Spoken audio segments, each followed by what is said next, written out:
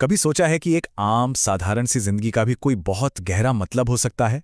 Mitch Albom का उपन्यास the 5 people you meet in heaven हमें एक ऐसे ही सफर पर ले जाता है जहां हम इसी सवाल का जवाब ढूंढेंगे। हम में से हर कोई एक दूसरे के जिंदगी में किसी वजह से था।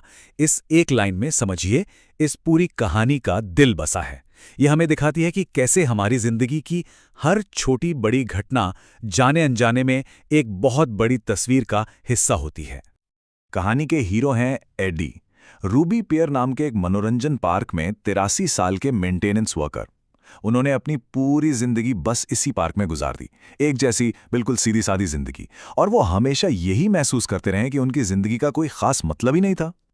अपने 83वें जन्मदिन पर एडी की इस साधारण सी जिंदगी में अचानक एक तूफान आता है। पार्क की एक राइड खराब हो जाती है और एक छोटी सी बच्ची की जान खतरे में पड़ जाती है और उसे बचाने की उस आखिरी कोशिश में एडी अपनी जान दे देते हैं। लेकिन एडी के लिए मौत अंत नहीं थी, बल्कि ये तो एक नए सफर की शुरुआत थी। स्वर्ग में उन्हें 5 ऐसे लोगों से मिलना था जो उनकी इस आम सी दिखने वाली जिंदगी के असाधारण मतलब को सामने लाने वाले थे। तो चलिए एडी के इस सफर के पहले पड़ाव पर चलते हैं, जहां उन्हें जुड़ाव और बलिदान के सबसे बड़े सबक मिलने वाले थे। उनकी मुलाकात 2 ऐसे लोगों से होगी जो उनकी जिंदगी की कहानी को हमेशा के लिए बदल देंगे। तो दूसरी दुनिया में उनका इंतजार कौन कर रहा था? इसका जवाब खुद एडी के लिए भी बेहद चौंकाने वाला था। एडी को तो वो शख्स अपने बचपन के एक साइड शो कलाकार के तौर पर याद था, लेकिन असलियत तो कुछ और ही थी।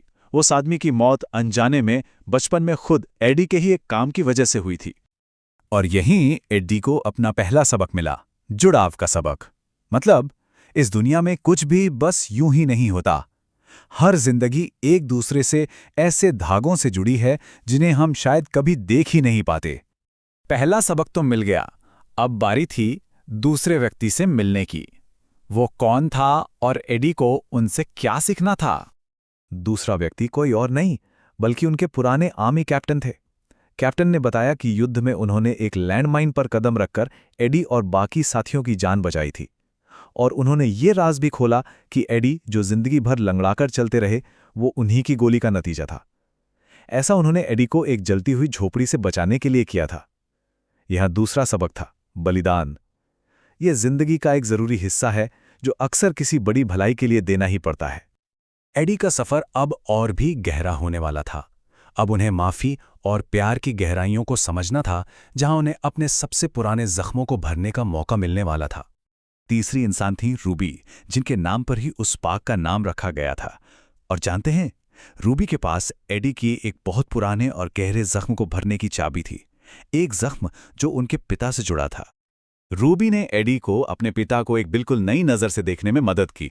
उन्होंने एडी को सिखाया कि गुस्से को पकड़कर रखने का कोई फायदा नहीं, उसे छोड़कर माफ कर देने में ही आज़ादी है।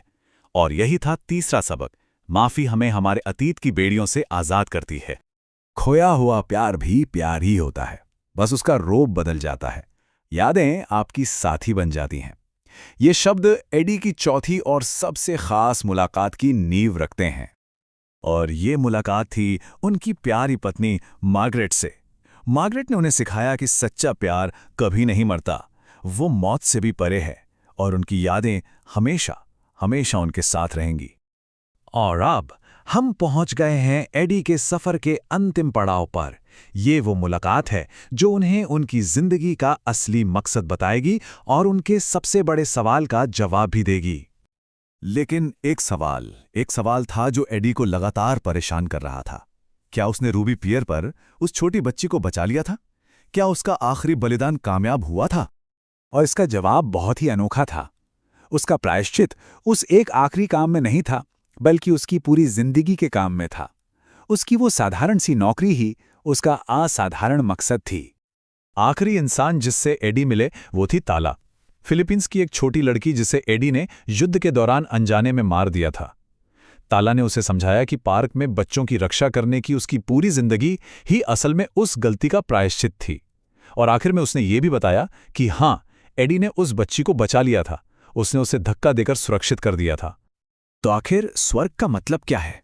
इस कहानी के हिसाब से स्वर्ग वो जगह है जहां हम उन सबकों को समझते हैं जो हमारी जिंदगी हमें सिखाना चाहती थी। तो चलिए इन 5 सबकों पर एक नजर डालते हैं।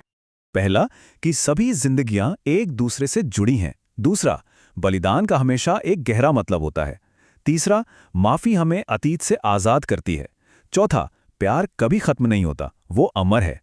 और पांचवां, सबसे जरूरी सबक, हर जिंदगी का एक मकसद होता है, चाहे वो हमें कितनी भी साधारण क्यों ना लगे। अड़ी की कहानी हम सबको एक सवाल के साथ छोड़ जाती है कि किसी की भी जिंदगी में अनजाने में न जाने कितने लोगों पर असर पड़ा होगा। शायद हम सबकी कहानी हमारी अपनी सोच से कहीं ज्यादा बड़ी और गहरी है।